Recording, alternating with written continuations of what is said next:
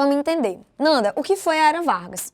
A Era Vargas vai ser um período que se estende de 1930 até 1945. Deixa eu só explicar como vai ser a dinâmica da nossa aula. Eu vou fazer uma abordagem geral sobre o assunto e aí depois a gente vai partir para a questão, vamos ler, tem questões com trechos de textos, tem questões mais amplas, tem questões mais diretas, e aí abordando o assunto, a gente vai para a questão e vai explicando cada item, vendo o que é verdadeiro e o que é falso, tá?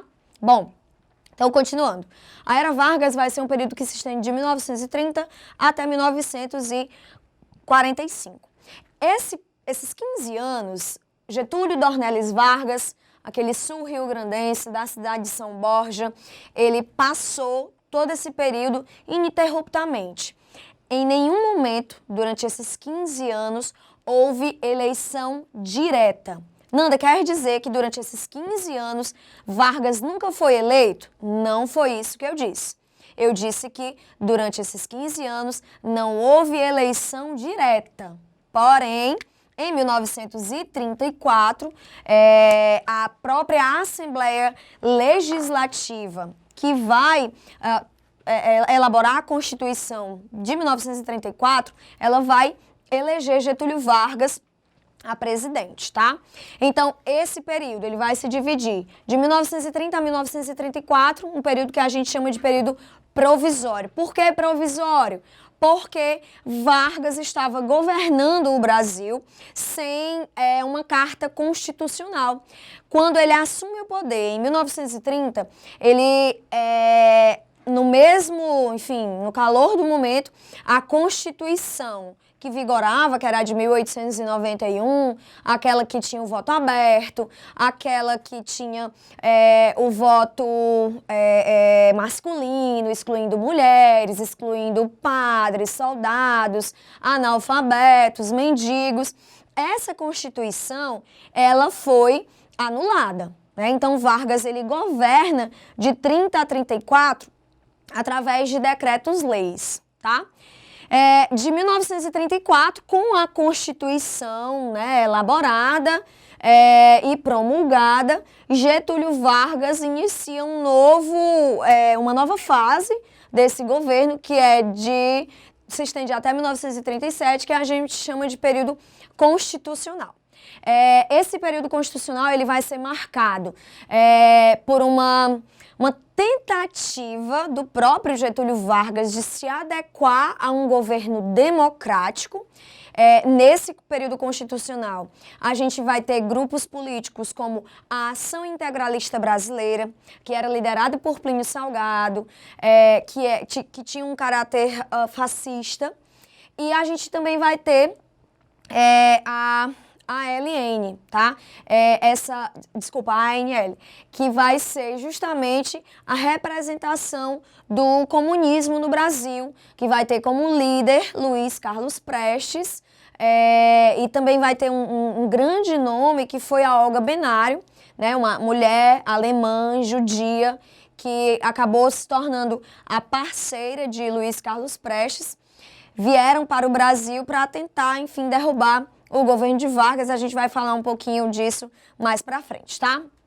E uma outra fase foi o período de 37 a 45, chamado de Estado Novo. E é aqui que eu gostaria de estacionar para que a gente discutisse um pouco mais sobre esse assunto, tá? Gente, o Estado Novo, essa fase da Era Vargas, ela vai começar em 1937.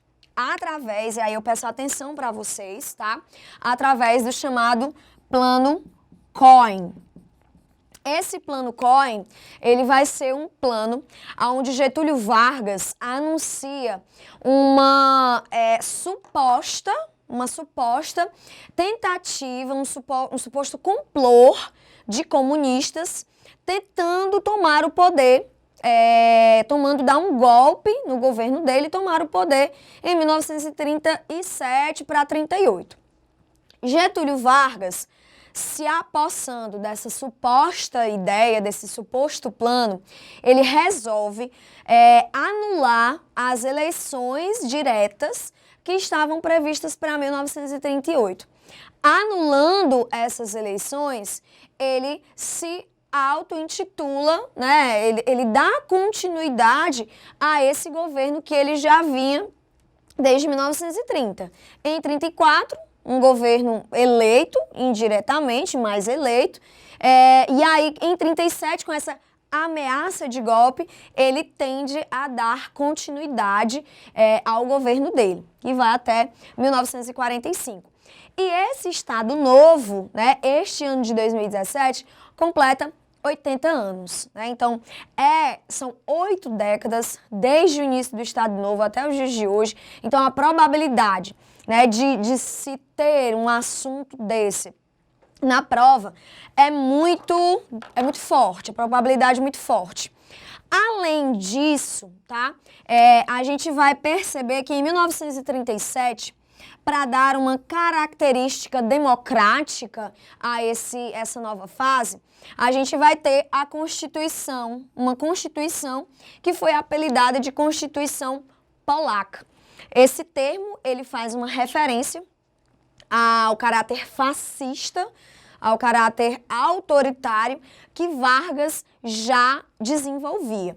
Então, essa Constituição de 1937, que dá início, que deixa mais forte o governo de Getúlio Vargas, que deixa mais concentrado nas mãos de Vargas o poder da República Brasileira, ela vai ser apelidada de polaca por conta desse caráter fascista que ela apresentou. Constituição Polaca, né, esse nome também faz referência à Polônia, certo?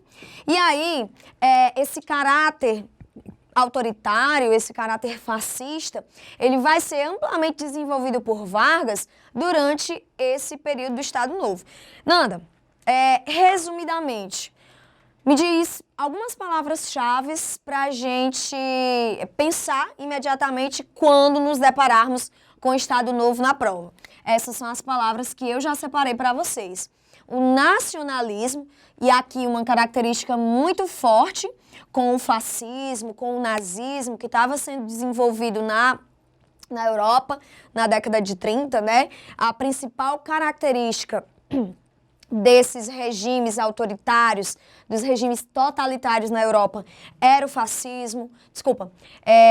Esses principais regimes, o fascismo, o nazismo, uma das principais características era o nacionalismo, essa ideia de amor à pátria, tá? Esse sentimento de nação. Uma outra palavra-chave para a gente destacar aqui na era Vargas, no Estado Novo, vai ser o autoritarismo. Esse governo de Vargas, essa fase da era Vargas, chamada de Estado Novo, vai ser o período mais autoritário, mais repressor e mais violento desses 15 anos, tá? Então, o Estado Novo foi um período ditatorial. Vale, Nanda, então eu pensava que só havia tido ditadura no Brasil no período dos militares, de 64 a 85. Não.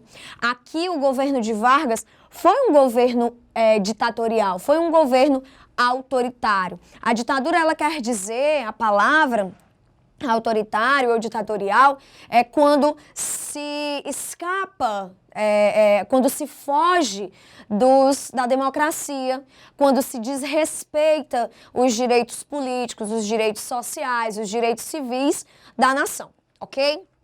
Bom, nesse contexto de Estado Novo, a gente na questão a gente vai desenvolver outros pensamentos, mas eu queria chamar a atenção de vocês aqui para essas outras características gerais da era Vargas, tá?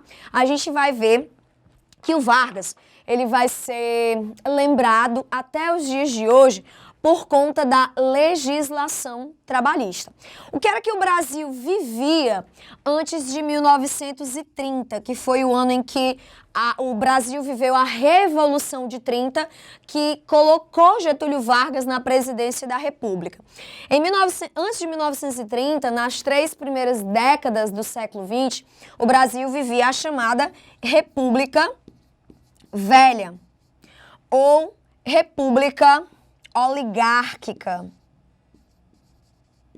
E essa República Velha, ou República Oligárquica, ou a gente ainda pode também chamar de República Café com Leite, nela existia alguns, como é que eu posso dizer para vocês? Algumas bases de sustentação para essa República Oligárquica, ou República Velha, ou República Café com Leite. Perceba que na sua prova pode aparecer esses termos: República Velha, República Oligárquica, República Café com Leite. O que sustentava, Nanda, esse momento da República Brasileira? Nós podemos citar, por exemplo, o coronelismo. Nós podemos citar o clientelismo. Nando, o que é o clientelismo? É aquela troca de favores.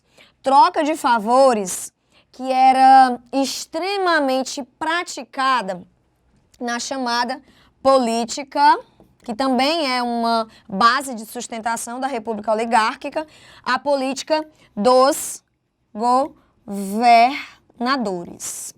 Essa política dos governadores era aquela troca de favor entre o governo federal, os governos estaduais e a administração municipal. Se a gente fosse estabelecer um patamar, nós teríamos o nível federal, o nível estadual, o nível municipal e nos níveis locais a gente tinha o coronel, tá? Um exemplo bem típico de coronelismo, de como era que funcionava essa República Velha no Brasil, várias novelas, vários romances, vários livros, enfim, já retrataram esse período. A mais recente, um exemplo da novela Velho Chico. A novela Velho Chico, ela retratou de forma muito interessante como era a relação entre o coronel e a sua clientela, como era a relação entre o coronel e os políticos, e o prefeito, e o governador, e os deputados, né? Então, era uma relação de troca de favores. E foi nesse período, né, uma outra base de sustentação dessa República Velha, que vocês já devem estar pensando aí, né, é o voto de Cabresto. É esse voto de Cabresto que vai ser, né, uma das bases de sustentação dessa República Oligárquica ou dessa República Velha. Nanda, o que era que provocava, o que era que dava margem a esse voto de Cabresto? Aliás, o que era o voto de Cabresto? O voto de Cabresto, ele era um voto em que as pessoas mais humildes, as pessoas que dependiam, por exemplo, de uma figura como o coronel, as pessoas que eram abandonadas pelo Estado brasileiro, elas acabavam sendo sutilmente convidadas a votar numa figura que o coronel apoiava ou que o prefeito da cidade apoiava, enfim. O voto de Cabresto, ele era um voto que não era consciente, ele não era um voto discutido, debatido, ele era um voto ele acontecia através de uma política de beneficiar, né? Uma política de benefícios.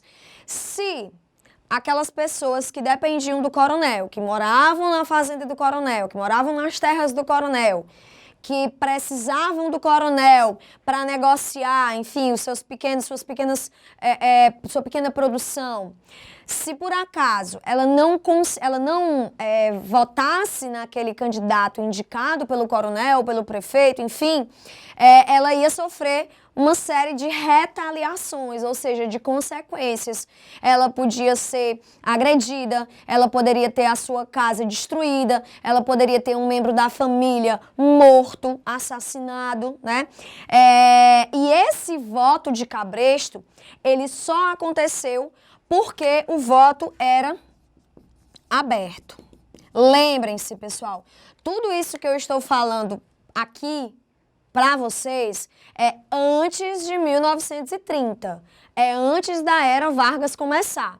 Isso aqui eu estou fazendo enfim, relembrando para a gente ficar mais fácil para as questões que a gente vai resolver logo adiante e também para a gente entender contra o que Getúlio Vargas se propôs a lutar, certo? Então, antes de 1930, nós tínhamos uma república oligárquica, uma república velha, ou a famosa República Café com Leite. E essa república, ela era sustentada através do coronelismo, ela era sustentada através da política dos governadores, que era uma política de troca de favores, ela era sustentada através do clientelismo e também do voto de cabresto. E esse voto de cabresto, ele só foi possível porque lá na Constituição, na primeira Constituição da República do Brasil, lembrem-se, primeira Constituição da República, tá?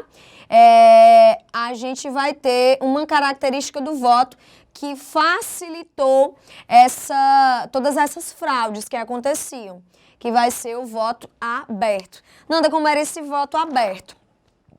Se você perguntar a qualquer pessoa, enfim, seus pais ou seus avós, eles vão te relatar que o voto aberto, ele acontecia da seguinte forma: existia uma cédula, nessa cédula existia as opções dos candidatos, você marcava a opção que queria e você assinava. Então, você depositava aquela cédula na urna. Quem fosse contar os votos poderia muito bem saber em quem você votou.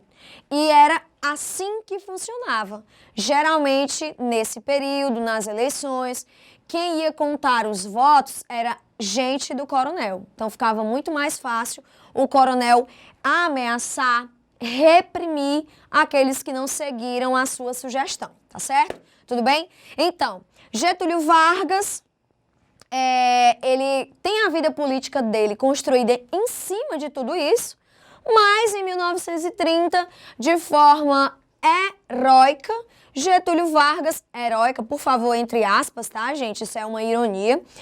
Getúlio Vargas se revolta contra todo esse sistema. Óbvio que de forma extremamente hipócrita, porque ele tem a vida política dele construída em cima disso, no Rio Grande do Sul.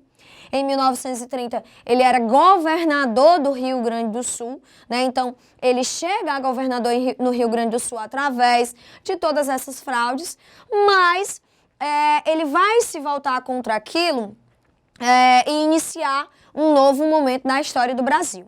E vai ser aí, né, que ele joga essa Constituição, joga toda essa República Velha na lata do lixo, e aí começa dar uma nova roupagem para o sistema republicano brasileiro, tá?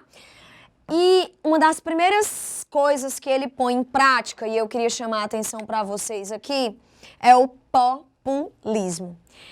Foi através desse populismo que Getúlio Vargas ficou tão amado e ficou tão conhecido como o pai dos pobres. Através desse populismo, Getúlio Vargas, ele cria logo em 1930 um ministério chamado de Ministério do Trabalho, do Comércio e da Indústria. E aí é através desse ministério que ele começa a criar leis trabalhistas. Não existia no Brasil. Essas leis que a gente conhece hoje, a carga horária máxima de trabalho sendo 8 horas diárias, 13º, férias, carteira de trabalho, folga semanal, enfim, tudo isso não era a realidade do Brasil antes de 1930. E aí Getúlio Vargas inicia o seu governo criando esse Ministério do Trabalho e incentivando a legislação trabalhista.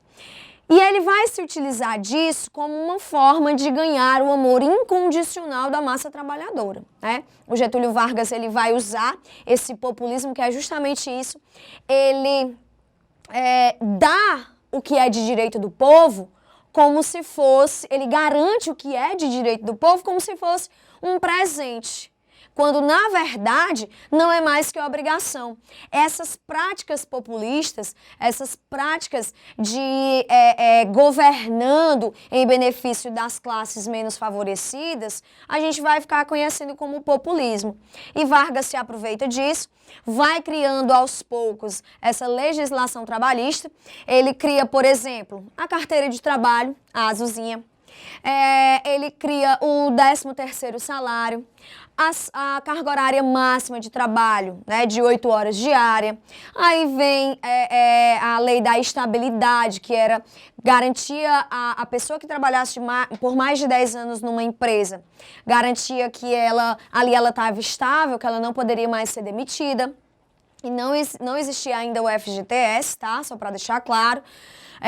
Vargas cria, enfim, vai legislando a favor do trabalhador. Não de graça, não porque ele era bonzinho, mas o grande plano de Getúlio Vargas, o grande sonho de Getúlio Vargas era tornar o Brasil um país industrializado.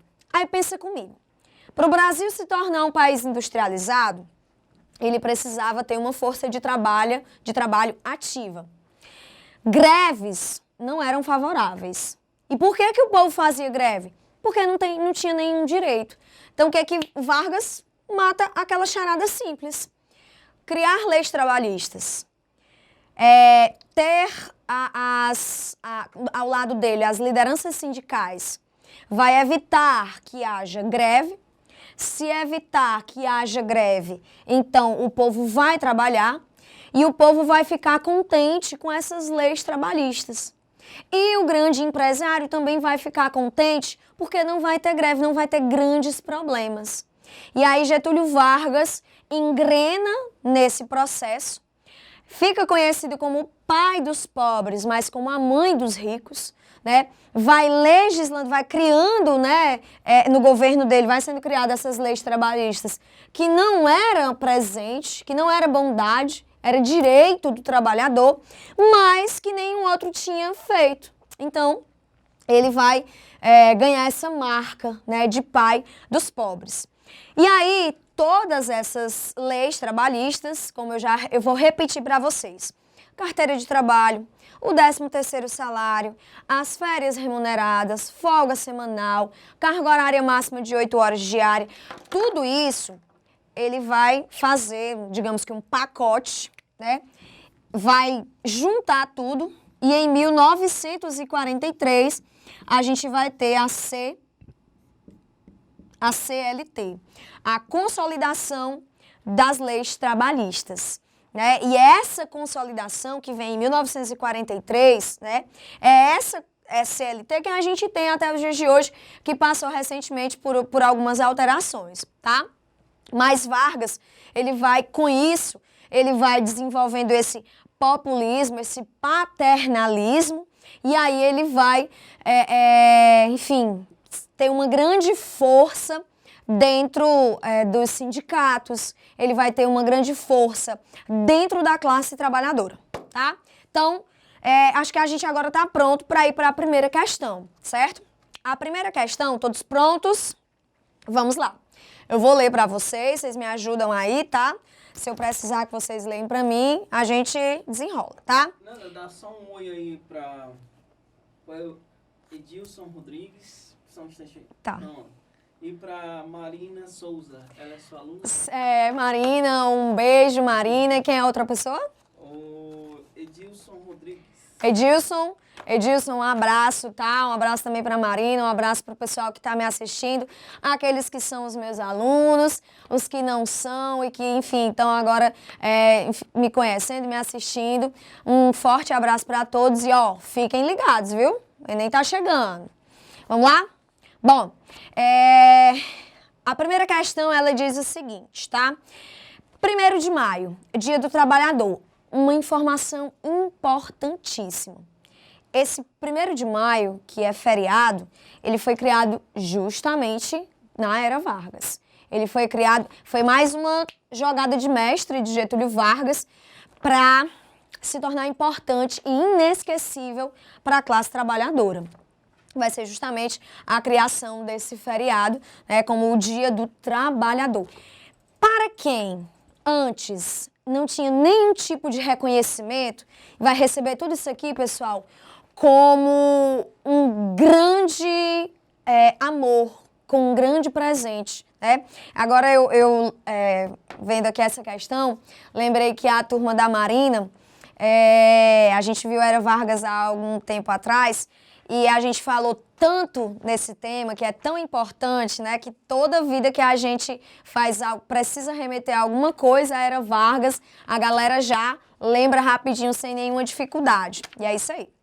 Então vamos lá. 1º de maio, Dia do Trabalhador. O ano era 1943 e o estádio de São Januário, no Rio de Janeiro, estava abarrotado de pessoas. Isso é um exemplo de quê? De como ele era forte. Em 1943, mesmo vivendo o Estado Novo, mesmo sendo um período autoritário, mesmo sendo um período ditatorial para os opositores, tá? Percebam, nesse Estado Novo, gente, existia censura? Nada, existia. Existia, como é que eu posso dizer para vocês? As informações, elas eram filtradas. Nanda, qual era o principal meio de comunicação? Eu sempre brinco com os meus alunos. Aquele que acertar essa pergunta ganha um pirulito pop, né? Vamos ver se vocês vão ganhar. Qual era o principal meio de comunicação na década de 30? Acertaram? Era o rádio. Muito bem. O rádio era o principal meio de comunicação nesse período. E vai ser justamente por aí que a gente vai perceber que existiam os órgãos de censura, né? Era transmitido para o povo somente aquilo que fosse de interesse do governo de Getúlio Vargas, né? Então, era um período autoritário, ditatorial, de perseguição? Era, mas aqueles que se opunham ao regime de Getúlio Vargas, tá? Então vamos lá.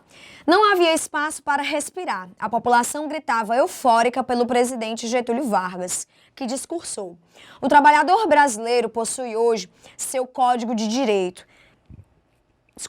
A sua carta de emancipação econômica. E ele sabe perfeitamente o que isso vale. Ou seja, ele joga para o trabalhador, né, que agora ele é livre, que ele tem a sua alforria, e ele vai deixando subentendido aí nas entrelinhas de que quem deu essa alforria para o trabalhador foi ele, Getúlio Vargas. O evento acima descrito remete à constituição de uma legislação que tratou minuciosamente da relação entre patrões e empregados, estabelecendo regras referentes à jornada de trabalho, férias, descanso semanal remunerado, condições de segurança e higiene dos locais de trabalho, normatização do trabalho da mulher e do menor, dentre outras questões. A anotação dos contratos de trabalho devia ser feita na carteira de trabalho instituída em 1932 e reformulada em 1943. Esse ato conferiu grande prestígio popular ao presidente Getúlio Vargas, que fortaleceu sua imagem de protetor da classe trabalhadora. Agora é bem simples, né? A gente já mata diretamente os itens. A sistematização da legislação trabalhista recebeu o nome de... Acertaram? Item correto. Item B, consolidação das leis trabalhistas, a CLT, né? Então, quando você se deparar com um assunto desse na sua prova, você vai, enfim, matar rapidinho, sem nenhum tipo de problema, tá? Vamos para a segunda questão, já que a gente já contextualizou tudo isso, que é uma questão sobre de fato, sobre o Estado Novo, tá? O Estado Novo foi instalado através do golpe liderado por Getúlio Vargas. Que golpe é esse, Nanda? O golpe chamado de Plano Cohen, tá? A suposta ameaça comunista. Por Getúlio Vargas, que interrompe o processo de sucessão presidencial para as eleições de janeiro de 1938. Sobre as características do Estado Novo, é possível fazer as seguintes afirmações. Vamos lá. O item 1. O Estado desempenhou um papel significativo na economia, promovendo a política de substituição das importações e estabelecendo indústrias de base como a do aço, tá? Nanda, esse item tá o quê? Tá correto ou tá certo? Tá correto, né? Esse item está correto, né? A gente vai perceber que o grande...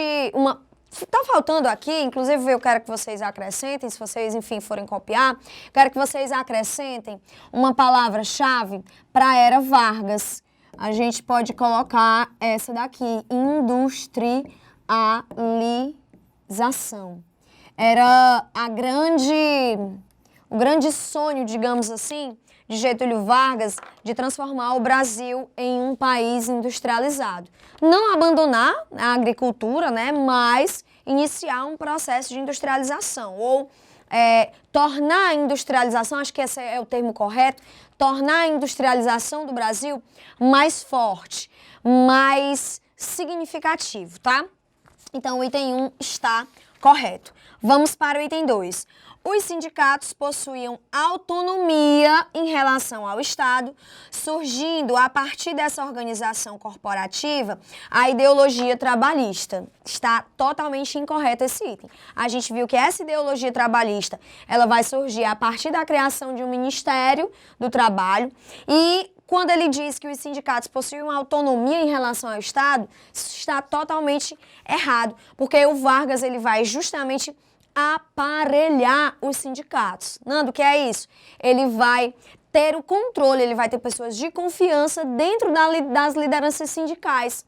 Isso vai servir para quê? Para que não haja greve, para que não haja problema, enfim, né? Vai afastar a possibilidade de qualquer tipo de inflamação, de qualquer tipo de problema, de qualquer possibilidade de greve, tá? Então, item 2, falso. Item 3. A força policial de Vargas compreendeu uma forte repressão aos adversários políticos, com prisões, torturas e exílio forçado de políticos e de intelectuais como Graciliano Ramos, Luiz Carlos Prestes e Olga Benário. A Olga Benário e o Luiz Carlos Prestes foi aquele que eu falei para vocês logo lá no início, né? Então esse item também é correto. Nanda, não sabia do Graciliano. Pois é, também como uma demonstração de como o governo era autoritário, como era forte, né? Então, essas pessoas, essas figuras que, porventura, se faziam oposição ao governo de Vargas, elas eram ou exiladas ou presas, como no caso de Luiz Carlos Prestes, foi preso. A Olga Benário, que era alemã, então teve que ser deportada, tá? E o item 4. O Departamento de Imprensa e Propaganda, o DIP, muito importante, tá? O DIP, né, como o item já coloca aí por extenso, Departamento de Imprensa e Propaganda, era o órgão que foi criado na Era Vargas justamente para construir essa imagem de Getúlio Vargas, construiu a imagem de pai, construir a imagem de pai dos pobres, construir uma imagem de paternalista, construir uma imagem de um cara que se importava com a classe trabalhadora. Então, vamos lá. O DIP era o responsável pela construção da imagem de Getúlio Vargas como protetor dos trabalhadores, promovendo a propaganda oficial em atos públicos e em meios de comunicação de massa, como o rádio, né? Então, verdadeiríssimo esse item 4. E aí a gente tem como letra correta o item D de docinho, ok? Beleza? Gente, agora eu queria conversar com vocês um assunto... antes de sair dessa parte aqui de Era Vargas, eu quero só destacar isso aqui, tá? Eu não trouxe uma questão sobre esse assunto, mas é muito importante não deixar de falar. A gente percebe que esse ano de 2017 vem se discutindo muito mais sobre a questão da mulher, né? Sobre as conquistas da mulher, sobre a violência que a mulher ainda sofre. Inclusive, isso já foi tema de Enem, foi tema de redação, caiu em linguagens e códigos, em história, ciências humanas. Então, a gente não pode deixar de relacionar uma conquista feminina justamente nesse período da Era Vargas, tá? Em 1932, através de um decreto, a mulher passa a ter direito ao voto. Só que detalhe, mulheres casadas com a autorização do marido, né? E as viúvas e solteiras que tivessem renda própria, tá? Esse direito, ele vai ser ratificado, ou seja, ele vai ser confirmado na Constituição de 1934. E aí as mulheres alfabetizadas, né? Não havia mais necessidade de autorização masculina, né, de autorização do marido, agora bastava serem alfabetizadas, o que já restringia muita gente, né, galera, porque a gente percebe que na década de 30 havia um índice exorbitante de analfabetismo no Brasil, e principalmente a mulher. Né, fazendo uma reflexão, né, de que o Brasil se constitui, a sociedade brasileira, ela se constituiu em cima de uma lógica paternalista e patriarcalista, né? Então, onde a figura masculina dentro dessa instituição chamada família, ela é uma figura extremamente importante. E a mulher acabava ocupando lugares secundários, né? Então, uma mulher, na década de 30, para ela ser alfabetizada, realmente não era muito fácil, não era muito comum, certo? Mas esse direito foi conquistado através de muita luta, né? Enfim, influenciadas, inclusive, pelas lutas femininas e feministas na Europa, na década de 20 e na década de 30 também, tá? E aí a mulher acaba, no Brasil, a mulher acaba alcançando esse direito, e esse direito passa a ser realmente constitucional em 1934, tá? Não esquece isso. Um outro assunto que eu gostaria de colocar aqui para vocês, já sobre... aliás, tem uma questão que eu acho que dá para a gente aproveitar aqui, que é a última questão. É a questão 11. Dá para a gente dar uma olhadinha nessa questão, bem simples, tá? Aliás, tem mais questões aqui que a gente pode responder logo, utilizando já todo esse aparato que a gente construiu aqui, que eu acabei apagando, mas enfim, dá pra gente resolver. A questão 11, pessoal, ela traz pra gente uma charge que enfim, nítida do processo eleitoral que acontecia aqui, nessa parte que eu coloquei aqui pra vocês, antes de Vargas entrar no poder, na chamada República Oligárquica ou República Velha ou República Café com Leite, tá? E diz o seguinte, essa questão 11. As próximas eleições de Cabresto, soberania, aqui, essa é a imagenzinha dessa mulher, o cara político e essa pessoa que está, digamos que com essa cabeça, né, de uma mula, é o eleitor. E esta pessoa está sendo encabrestada, né? E esse cabresto está sendo puxado por esse político, tá? O enunciado da questão diz o seguinte: a dominação dos grandes proprietários rurais durante a República Velha deu origem a uma expressão popular, o voto de cabresto. Mecanismo eleitoral que resulta de, o item A, influência política das oligarquias regionais. Gente, o que foi que eu falei aqui? Quem era que sustentava essa República Velha? Ou essa República oligárquica? Era o coronelismo, era o voto de cabresto, era o clientelismo, era a troca de favor. Quem era o coronel, Nanda? O coronel era um grande latifundiário. O coronel era um grande dono de terras, era um cara rico, tinha influência política, tinha influência econômica, né? Tinha força, não vou dizer força militar, mas ele tinha um poder, que ele acabava impondo esse poder através da violência com o bando dele, que eram os jagunços, tá? Então, esse item A, ele está traduzindo justamente o que a gente colocou aqui, a influência política das oligarquias, ou seja, da grande junção desses latifundiários, né, que acabavam se organizando a nível regional, depois ia para se organizando a nível local, depois ia para nível municipal, estadual, regional, federal, tá certo? Então, o item A é o nosso item correto, item A de amorzinho, tá? Vamos ver por que o item B não está correto. Ele coloca assim: adaptação do campesinato à realidade do mundo urbano. Totalmente desfocado do que a gente discutiu, né? Uma adaptação do campesinato, que é isso, né? Dos trabalhadores rurais, do camponês, à realidade do mundo urbano, né? Essa relação, ela não é coerente, tá? O item C. Inconformismo do eleitor das pequenas cidades do interior. Perceba, há nessa charge, alguma manifestação desse eleitor? Nessa charge, a gente percebe em algum momento esse eleitor demonstrando alguma insatisfação, algum inconformismo? Não. Então, como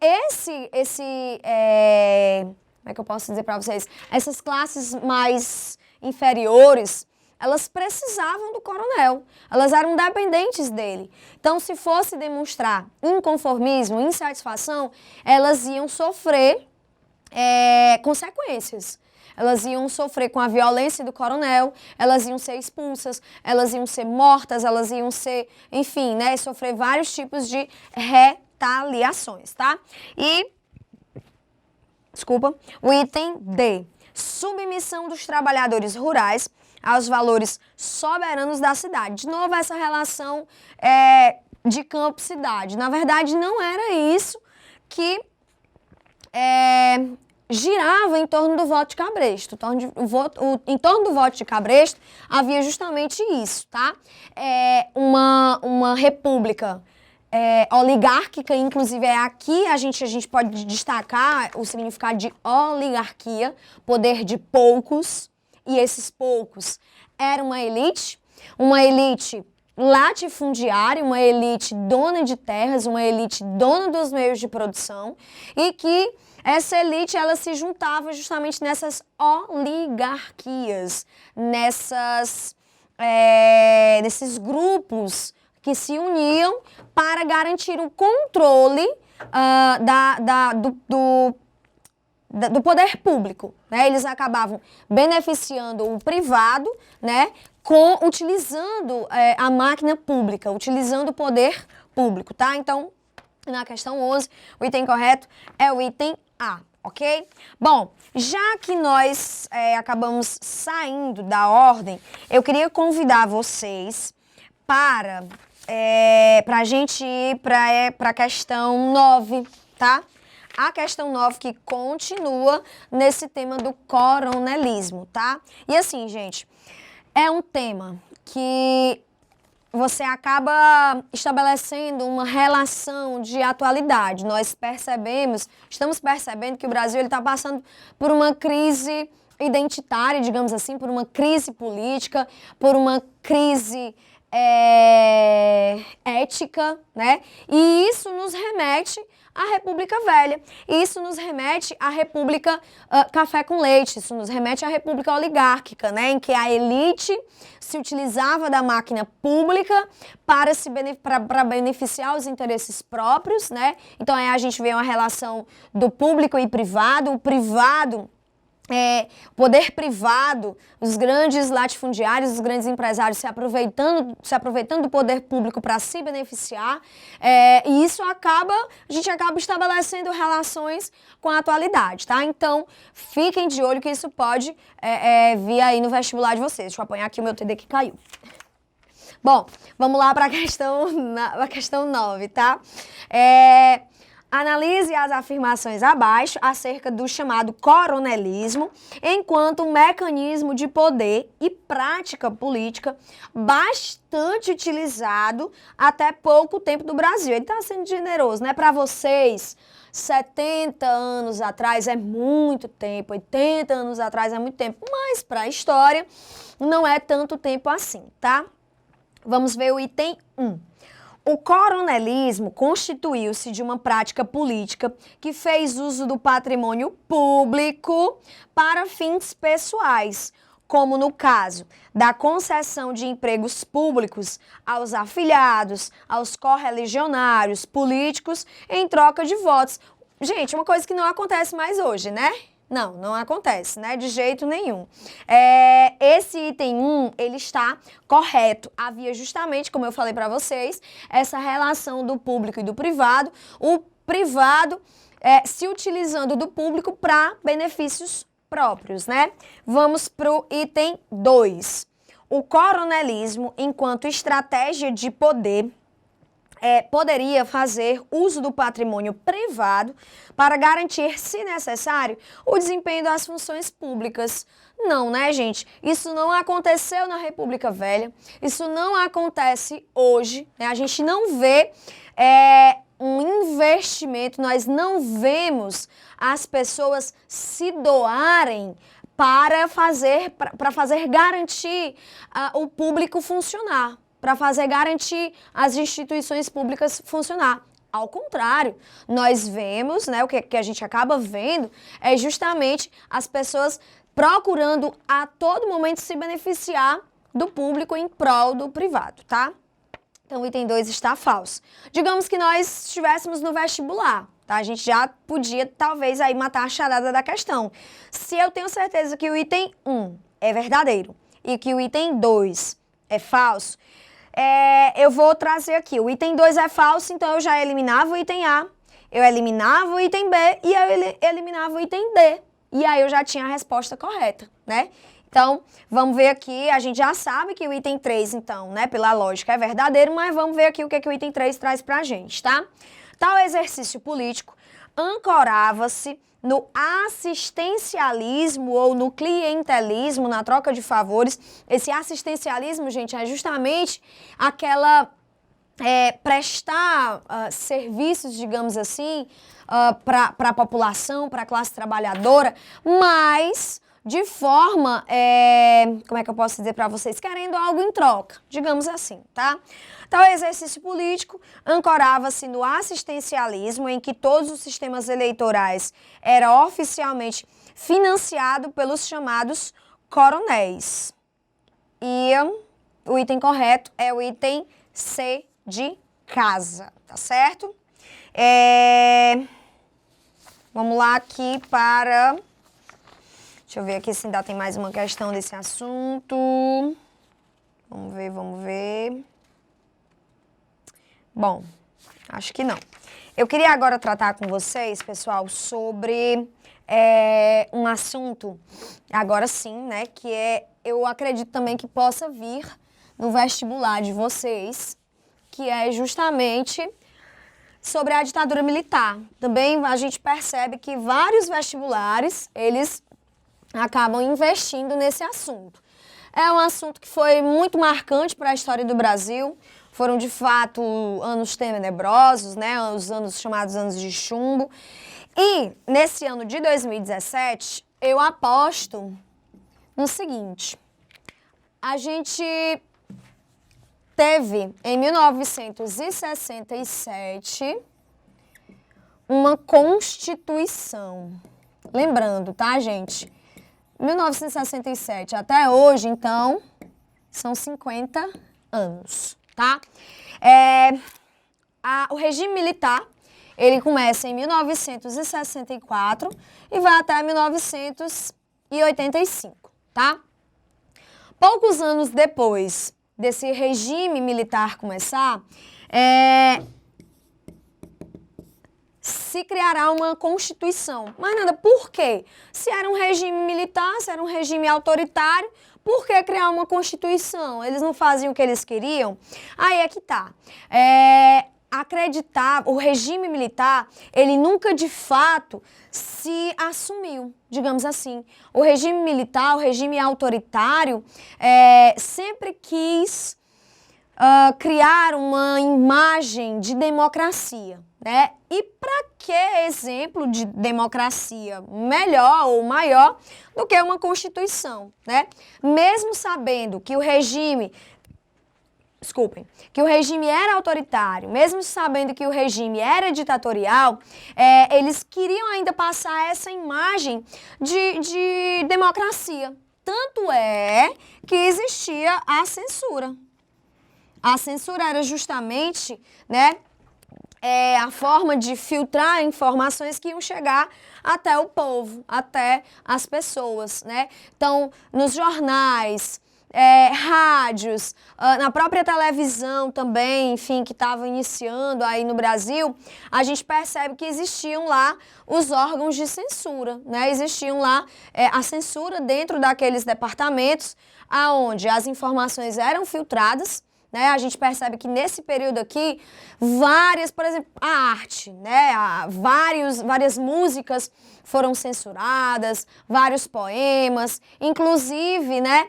A gente tem uma novela que foi produzida pela Globo, chamada de Roque Santeiro. A novela, ela passou primeiramente no órgão de censura, e quando faltava mais ou menos um mês para estrear, o regime proibiu que a novela fosse ao ar, né? A novela Roque Santeiro, ela só vai ser reproduzida, se eu não me engano, em 1984, a primeira vez, já no finalzinho do regime militar. Mas ela estava programada para ser transmitida muito antes disso e acabou sendo censurada. A ditadura avaliou que havia ali, né, críticas ao regime e aí acabaram proibindo a transmissão da novela. Assim como, enfim, diversos outras obras, enfim, músicas e por aí vai, foram censurados, tá? Bom, mas vamos aqui para a Constituição. Em 1967, gente, essa Constituição, ela teve uma característica muito importante, que foi a Lei de Segurança Nacional. O que é isso, Nanda? Tudo que se fazia era em nome da segurança do Brasil. A censura, as prisões, enfim, tudo que os militares, tudo que o regime estava promovendo naquele período era para garantir a segurança do Brasil. Segurança por quê, Nanda? Lembrem-se, meus amores, a década de 60, década de 70, voltando um pouquinho na década de 50, o mundo vivia um contexto que a gente conhece como Guerra Fria. A Guerra Fria, que de fria não teve nada, né? Mas foi uma guerra que não envolveu diretamente, militarmente, né, as duas grandes potências, que era a União Soviética e os Estados Unidos, tá? A União Soviética representando o socialismo e os Estados Unidos representando o capitalismo. Então, essas duas superpotências, elas acabavam disputando áreas de influência. E os Estados Unidos acabou promovendo intervenções militares, não só no Brasil, mas na América Latina como um todo. A gente pode citar o exemplo da Argentina, podemos citar o exemplo do Chile, do Paraguai, né, e o Brasil, né, tiveram governos que foram governos militares, teve intervenção militar apoiados pelos Estados Unidos para garantir o afastamento do regime comunista, tá? Até porque, em 1959, os Estados Unidos tinham sido, digamos que, apunhalado pelas costas quando a Revolução Cubana, de Fidel Castro, de Ernesto Che Guevara, de Raul Castro, ela acaba ganhando um tom, acaba ganhando uma roupagem socialista comunista. E aí eu queria abrir um parêntese bem rapidinho para a gente falar de um assunto, só uma informação básica, tá? Esse 8 de outubro, se eu não me engano, foram os 50 anos da morte de Ernesto Che Guevara, tá? Dá uma olhadinha, dá uma lidinha, né, sobre esse assunto. Pode ser que ele não caia na sua prova, mas, enfim, acaba ajudando para resolver outras questões, enfim, para contextualizar outros momentos históricos, tá? Então, o mundo vivia a Guerra Fria, a década de 60 e a década de 70 foram decisivas, onde os Estados Unidos ele acaba apoiando e financiando intervenções militares aqui na América do Sul, né? A gente vai ter esses exemplos que eu já citei para vocês, Brasil, Argentina, o Chile, o Paraguai, dentre outros, tá? E aí, esse regime militar, ele tinha que dar satisfação para o povo, e a satisfação que eles queriam dar era de que eles eram um regime democrático, que na verdade eles estavam defendendo o Brasil de um ataque terrorista que era o comunismo, tá? E aí eles, nessa Constituição de 1967, o que antes se chamava Doutrina de Segurança Nacional passou a ser Lei de Segurança Nacional. E essa Lei de Segurança Nacional, ela acabava, pessoal, fortalecendo o poder executivo, ou seja, o poder do presidente, tá? Lembrando que em 66, o Congresso Nacional, que a gente chama de Congresso Nacional, é o Senado e a Câmara dos Deputados Federais, o Congresso estava fechado. O que foi que os militares fizeram? Eles, através de um ato institucional, o ato institucional número 4, eles reabriram o Congresso, Nacional para que este Congresso votasse essa Constituição de 1967. Mas, Nanda, se a Constituição já estava pronta, se já era do jeito que eles queriam, para que abrir o Congresso Nacional para fazer toda essa cena? É exatamente isso que eles queriam, fazer uma cena, passar para o povo um ar democrático, dar uma satisfação de que a democracia ela não tinha sido suplantada ou jogada na lata do lixo, como a oposição insistia em dizer. Então, eles, através do ato institucional número 4, reabrem o Congresso. Isso realmente vai ser uma cena, vai ser uma farsa, porque os parlamentares não tiveram o direito de debater, de discutir. O papel deles foi realmente aprovar a Constituição, não era nem ter dúvida se aprovaria ou não. A ordem era expressa, aprovar a Constituição de 1967, tá? Uma Constituição que trazia a Lei de Segurança Nacional, que tudo era para o bem do Brasil, e que fortalecia o poder executivo. E aí a gente agora está pronto para responder a questão... Só um instantinho, gente. Acabei embaralhando aqui a ordem das questões. E é a questão 3, tá? Vamos lá para a questão 3. Bem curta, bem simples, tá? A Constituição de 1967, em vigor no início do governo Costa e Silva, e tem A, revogou. O que é revogar? Como é que eu posso dizer para vocês? Fazer com que aquilo deixe de existir, né? Alguma coisa deixar de existir. Revogou os atos institucionais praticados pelo movimento militar até 1967. Até 1967, a gente teve o AI-1 que foi no governo do Castelo Branco, o AI-1 que tornava as eleições presidenciais indiretas, né? E isso não foi revogado com a Constituição de 67. As eleições indiretas para presidente continuaram existindo. A gente vai ter no próprio AI-1 o fortalecimento do poder executivo, onde o presidente poderia cassar mandatos, onde ele poderia despedir funcionários públicos e, é óbvio, aqueles que eram oposição. A gente teve o AI-2, que foi o ato institucional do bipartidarismo. Nanda, o que é isso, bipartidarismo? A partir desse ato institucional número 2, o pluripartidarismo no Brasil acaba, é proibido.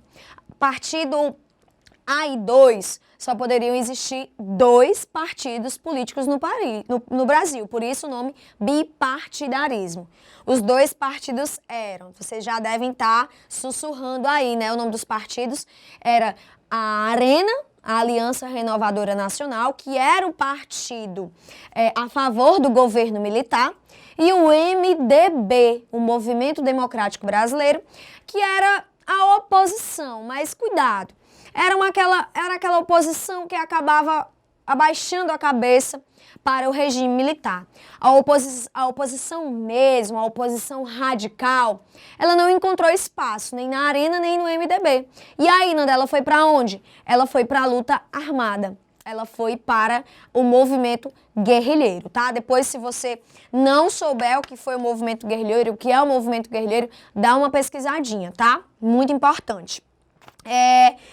Então, O AI2 não foi revogado, como o item A está dizendo, está propondo. O AI1 não foi revogado. O AI3 também não foi revogado, tá? Então, o item A está incorreto. Essa Constituição de 67, ela não revogou esses atos institucionais.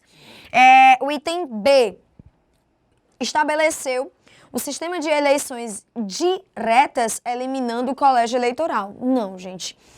De 1964, quando começou o regime, sabe quando é que o Brasil vai ter eleição presidencial direta? Só em 1989, quando o Fernando Collor de Mello é eleito a presidente do Brasil, tá? O item C, reforçou o presidencialismo por intermédio do fortalecimento do executivo. Perfeito, o item mais bonito que a gente pode ver. Reforçou o presidencialismo por intermédio do fortalecimento do executivo. Quem é o poder executivo a nível federal? O presidente, tá? Vamos ver só os outros itens rapidinho.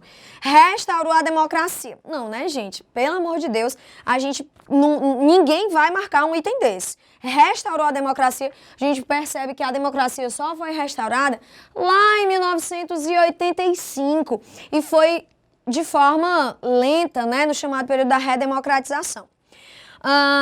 E o item consolidou o federalismo, que tinha sido atenuado no período de 50 a 60, né? Nanda, o que é esse federalismo? É a autonomia dos estados, né? E aqui o item está propondo justamente o contrário. A década de 50 e de 60, o federalismo ele ganhou força no Brasil, né? Então ele aqui está dizendo o contrário, está dizendo que foi atenuado, ou seja, que foi perdendo força. Isso não é verdade, tá?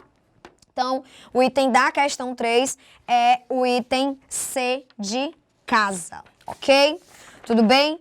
Gente, agora mudando de assunto, e eu queria que a gente fosse para a questão de número... Por favor, para a questão de número 5, tá? Questão de número 5. É uma aposta, eu tô fazendo uma aposta particular, tá? Não tô apostando dinheiro com ninguém não, tá, gente? Eu tô apostando que o Enem pode cobrar alguma coisa relacionado ao que a gente vai tratar agora na questão 5, que é justamente sobre a grande greve geral que aconteceu em abril de 1917, que esse ano tá fechando aí o centenário, tá certo? Vamos lá. 1917, bem rapidinho, 1917, nós tínhamos no Brasil já uma presença muito forte de imigrantes. Gente, deixa eu só colocar aqui mais retinho para ficar melhor da gente entender, tá? Vamos lá. Em 1917, nós já tínhamos uma forte presença de imigrantes. Nanda, de onde esses imigrantes vieram? Principalmente da Europa, óbvio, né? E principalmente da Itália e da Alemanha, certo? Certo. Esses europeus que vieram no final do século XIX para trabalhar nas fazendas de café e também para trabalhar na recente industrialização que o Brasil, enfim, já estava passando, tá? Essa galera aqui, eles tinham um caráter mais anarquista.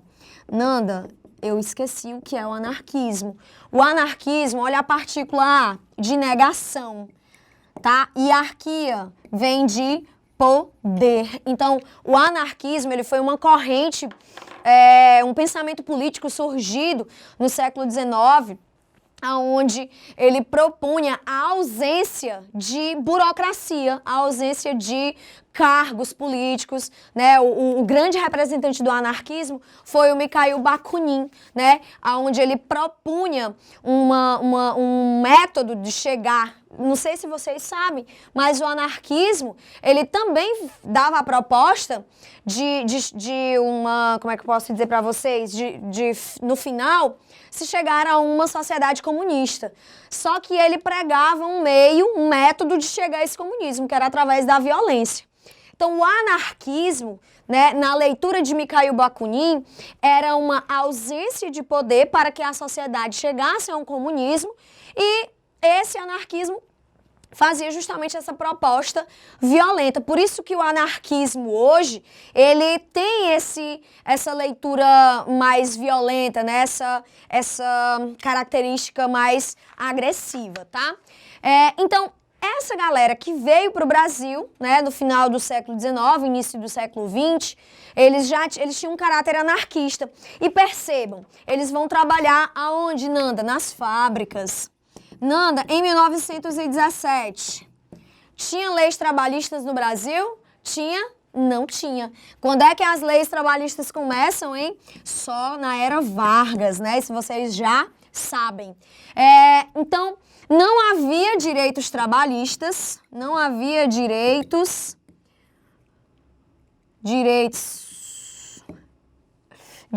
trabalhistas, certo? E aí, gente, os sindicatos que se formavam, esses sindicatos, eles acabavam sendo liderados, né, por esses imigrantes ou descendentes de imigrantes, tá? E aí esses sindicatos, eles acabaram ganhando um tom anarquista, certo? E em 1917, no dia 28 de abril de 1917, esses sindicatos, esses movimentos trabalhadores, eles organizaram uma grande greve geral. E aí eu puxo para atualidade. Eu não sei se vocês lembram, mas esse ano de 2017, justamente no dia 28 de abril de 2017, foi o dia escolhido pelas centrais trabalhistas, pelos sindicatos, enfim, para uma grande greve geral. Não sei se vocês lembram, mas esse dia muitos comércios fecharam, os centros das cidades, das principais cidades do Brasil, ficaram fechados durante as manifestações, os sistemas de transporte coletivo, também a maioria das frotas, elas acabaram saindo de circulação, tá? Por conta desse grande movimento que aconteceu no dia 28 de abril de 2017. Aqui nós tivemos um motivo. Foi justamente a luta dos trabalhadores por direitos trabalhistas. Por direitos trabalhistas contra a exploração da classe operária, enfim, contra a exploração do proletariado. E esses direitos trabalhistas só vão chegar no início da década de 30, daí ia demorar alguns anos. E 28 de abril de 2017 se manifestava justamente também contra a exploração da classe trabalhadora, se manifestava contra a corrupção no Brasil, se manifestava contra, por exemplo, todas os casos de corrupção que estavam envolvendo o presidente da República, Michel Temer. E aí, esse dia também foi histórico em 2017, tá? Não foi escolhido à toa, é justamente o centenário da grande greve geral de 1917, tá, gente? E aí, o que é que nós temos? Essa grande greve geral, ela vai ter como é que eu posso dizer para vocês? O movimento sindical brasileiro, essa é uma informação extra, tá? O movimento sindical brasileiro, ele só vai mudar esse tom anarquista só a partir de 1922, com a fundação do PCB, né? O velho PCB, Partido Comunista Brasileiro, tá? Então vamos lá para a questão 5. Observe o seguinte excerto. A greve operária de 1917 em São Paulo, como havia aberto um novo período da história do Brasil e com efeito nesse período e nos anos que se sucederam, procurou-se construir, aí uma nova identidade e uma nova memória histórico-social e política. Carlos Guilherme Motta é a referência desse trecho, tá? Na penúltima linha, ele diz o seguinte: dentre os eventos apresentados a seguir, assinale aquele que não ocorreu na década de 20, na sequência da greve operária de 1917. E aí, gente, esse é um tipo de questão que ele provavelmente ela provavelmente não está no Enem. Mas dependendo de como é a sua, o vestibular tradicional da sua universidade estadual, esse tipo de questão pode ser abordado. E também serve de contextualização para esse assunto que eu queria abordar aqui com vocês, que era essa greve geral, tá? Então vamos lá.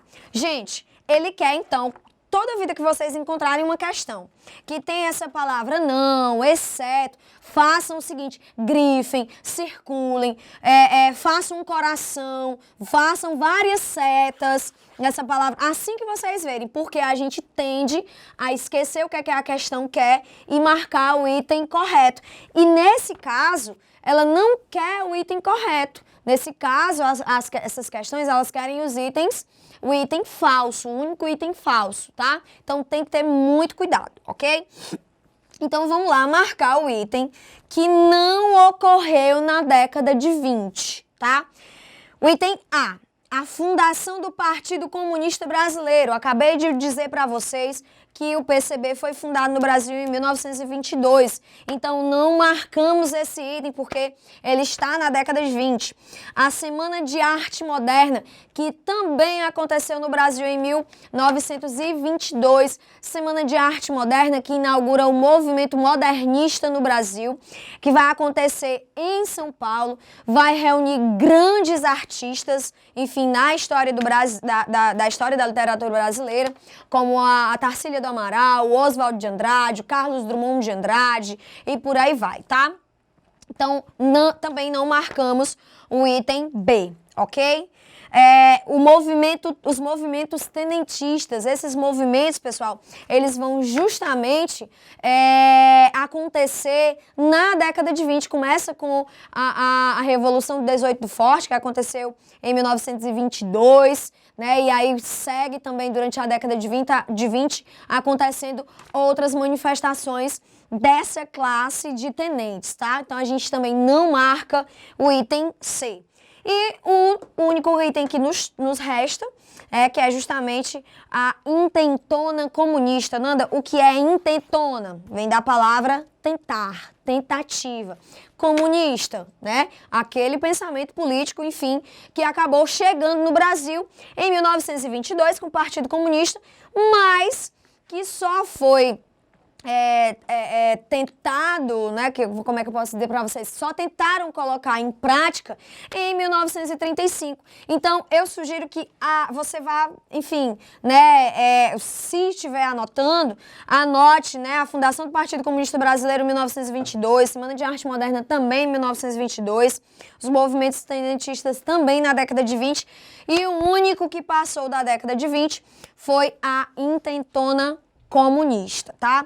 A intentona comunista que vai trazer justamente em 1935, já na era Vargas, que foi até aquela tentativa do Luiz Carlos Prestes, né, junto com a Olga Benário Prestes, de derrubarem o governo de Getúlio Vargas e instaurarem um governo comunista no Brasil. Daí, né, para esse assunto, eu indico um filme para vocês que traz justamente esse momento histórico, que é o filme Olga, tá?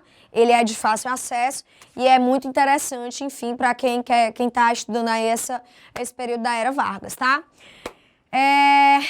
E aí, gente, enfim, eu espero ter ajudado a vocês a esclarecerem algumas dúvidas. A gente vai se encontrar em outros momentos para continuar resolvendo questões de história do Brasil, de história geral. Nós vamos, enfim, ter um encontro só para a história geral também, tá? Eu espero ter ajudado vocês e é isso. Força, faltam só 20 dias, tenham calma, tá? Vai dar tudo certo e é isso. É reta final, não é hora de chutar o pau da barraca, tá?